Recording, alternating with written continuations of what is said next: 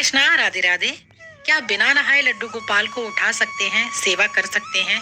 क्या मलमूत्र करने के बाद लड्डू गोपाल की सेवा कर सकते हैं?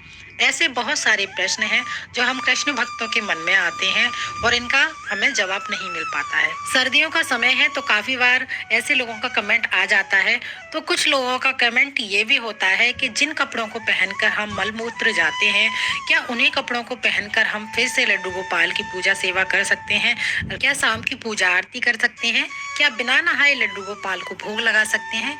देखिए, कभी ऐसा होता है हमारा स्वास्थ्य ठीक नहीं है या हमारी कोई मजबूरी है, हम स्नान नहीं कर पाए हैं और लड्डू गोपाल की सेवा में सबसे उच्चतम स्तर पर भाव आता है। अपने अपने भाव अनुसार ही कृष्ण भक्त लड्डू गोपाल की सेवा करते हैं। तो सबसे बड़ी बात, आपका अपना भाव क्या कहता है। तो कोई भक्त उनको भाई के रूप में भजता है, कोई सखा के रूप में भजता है, कोई पुत्र के रूप में भजता है। यानी अलग अलग रिश्तों के रूप में हम लड्डू गोपाल को मानते हैं और उनकी पूजा सेवा करते हैं। तो भाव पर ही निर्भर करता है आप किस रूप में लड्डू गोपाल की सेवा कर रहे हैं। और हमारे ठाकुर जी तो भाव के ही भूखे हैं। अगर किसी दिन नहीं नहा पाए हैं और ऐसा कंडीशन है कि घर में दूसरा भी कोई नहीं है सेवा के लिए, तो क्या करें। और अगर शास्त्र अनुसार ठाकुर जी की सेवा करते हैं तो आपको बिना नहाए भगवान को बिल्कुल भी नहीं छूना होता है। शास्त्र कहते हैं बिना नहाए हमारा शरीर शुद्ध नहीं होता है। तो आपको ठाकुर जी को बिना स्नान किए बिल्कुल भी नहीं उठाना है। और ठाकुर जी को किस कंडीशन पर आप उठा सकते हैं, सेवा कर सकते हैं, ये भी बताएंगे वीडियो में। तो बात करते हैं ठाकुर जी से प्रेम की, भाव की, भक्ति की। तो प्रेम की तो कोई विशेषता नहीं होती है और ठाकुर जी का तो प्रेम ही अपने आप में ही एक भक्ति है। जो भक्त प्रेम और भाव से सेवा पूजा करते हैं लड्डू गोपाल की, तो कृष्ण भक्त ठाकुर जी को रिझा लेते हैं। हमारे ठाकुर जी के प्रति हमारा निस्वार्थ भाव, निस्वार्थ प्रेम ही हमारी सच्ची भक्ति कहलाता है। और अगर आपकी तबीयत खराब है और ऐसी स्थिति में आपके घर में कोई भी नहीं है लड्डू गोपाल की सेवा के लिए, और भक्त के मन में फिर भी सेवा का भाव आ रहा है कि मेरे ठाकुर जी पूरे दिन भूखे प्यासे बैठे रहेंगे, सो रहे हैं तो मैं उठा नहीं सकती हूँ, ऐसे प्रश्न बहुत सारे कृष्ण भक्त मन में चलते रहते हैं।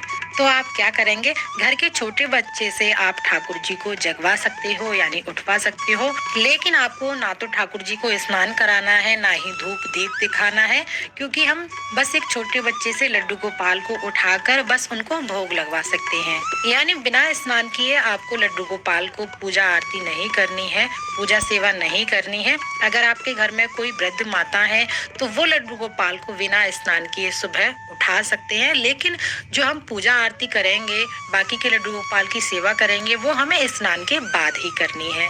सिर्फ जब आपकी कंडीशन ठीक ना हो, किसी वजह से आप घर में ना हो, सिर्फ आपका छोटा बच्चा है या कोई बुजुर्ग महिला है, तो वो सिर्फ उस कंडीशन पे ये सेवा लड्डू गोपाल को दे सकती हैं। और लड्डू गोपाल को आप अपने घर में जब विराजमान करें तो उनसे कोई रिश्ता बनाकर उनकी सेवा करें। और ऐसा ना हो कि ये रिश्ता आपका समय समय पर बदलता रहे। जो रिश्ता आपने लड्डू गोपाल के साथ बनाया है, प्रभु की सेवा करते हैं, उसी रिश्ते पर आप अटल रहकर लड्डू गोपाल की सेवा करते रहें। साथ ही आपको ये भी बिल्कुल नहीं भूलना है रिश्ता बनाने के बाद कि वो स्वयं श्री हरि विष्णु हैं, जो कि हमारे भगवान हैं। फिर चाहे बाल स्वरूप में ही हम लड्डू गोपाल की सेवा क्यों नहीं करते हैं। और अगर आपको कभी कोई परेशानी होती है तो पहले तो ठाकुर जी की जो लोग सेवा करते हैं उन पर इतनी कृपा होती है ठाकुर जी की कि उनको कोई परेशानी छू ही नहीं सकती है।